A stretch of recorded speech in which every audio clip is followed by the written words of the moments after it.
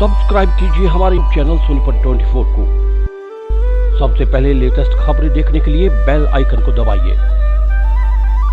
शादी के पवित्र बंधन में बंधने के दौरान पति पत्नी साथ जीने और मरने की कसमें खाते हैं, लेकिन कुछ दहेज के लालची अपनी पत्नी पर दहेज के लिए ऐसी क्रूरता करते हैं जिसे सुनकर और देखकर आप दंग रह जाओगे।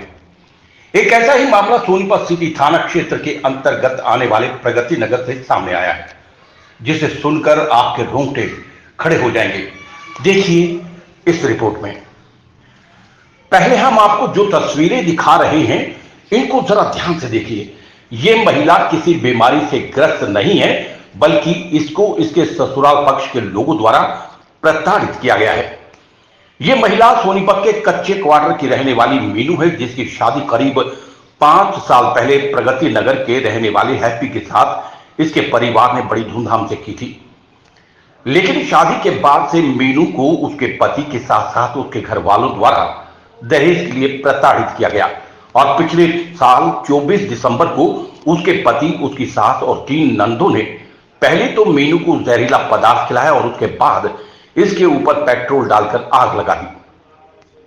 वहीं उसके बाद मीनू का पति हैप्पी और उसके परिवार वाले मीनू को लेकर सीधा रोहतक पीजीआई पहुंच गए और वहां पर एक कहानी रची गई। मीनू के साथ हादसा हुआ है और मीनू को डरा धमकाकर उससे भी यही कहलवाया गया और उसका इलाज करवाया गया। जब मीनू को छुट्टी दी गई तो उसे सोनीपत अपने घर लाकर एक कमरे में कैद कर दिया और मीनू से जब मायके में बात करवाई जाती तो दबाव डाला जाता था कि वो ये आप बीती किसी को ना बताए। लेकिन जब मीनू का भाई आशु उससे मिलने पहुंचा तो मीनू के साथ हुए कांड का पता चल पाया और आशु अपने परिजनों को लेकर मीनू को लेकर सोनीपत अस्पताल में पहुंचा। कच्चे काट।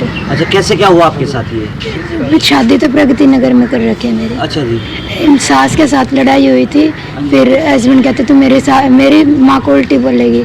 फिर उन्होंने अंदर ले जाके तीनों ननद थी और मेरे ये हस्बैंड और मेरी सास ये थी, उन्होंने अंदर ले जाके पहले तो मुझे फिनाइल पिलाई, फिनाइल पिला के फिर मेरे को कपड़ों पे डाल दी फिनाइल, फिर उससे आग लगाई। फिर उसमें मेरे को कुछ नहीं हुआ फिनाइल से।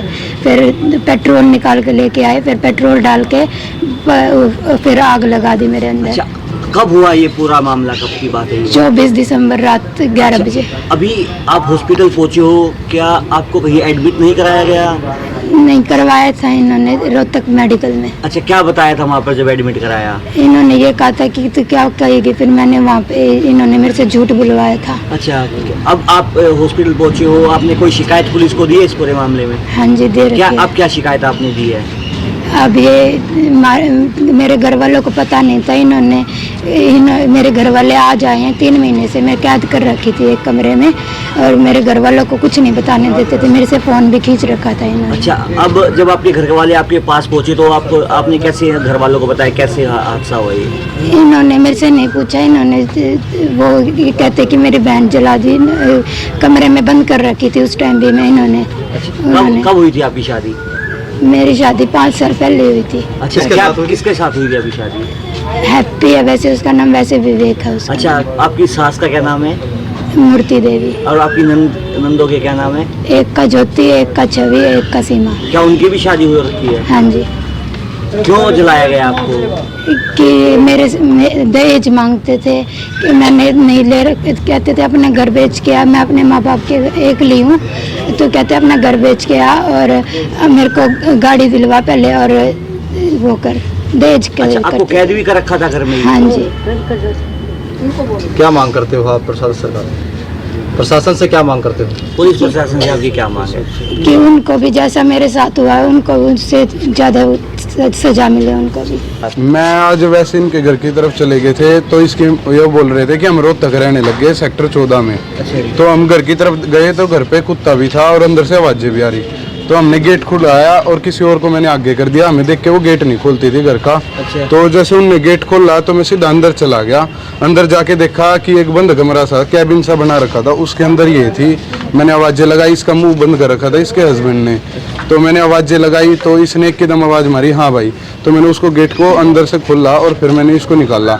तो मैंने इसको देखा ये ऐसे ऐसे हालत में थी। फिर तो मैंने घर पे फ़ोन करा। फिर वो ऊपर से ये कहने लगे नहीं नहीं ऐसा कुछ नहीं हुआ, ऐसा कुछ नहीं हुआ, हम तो पहले से ही हो रही है, एलर्जी हो रही है, ये तो एलर्जी हो रही है गर्मी के उससे।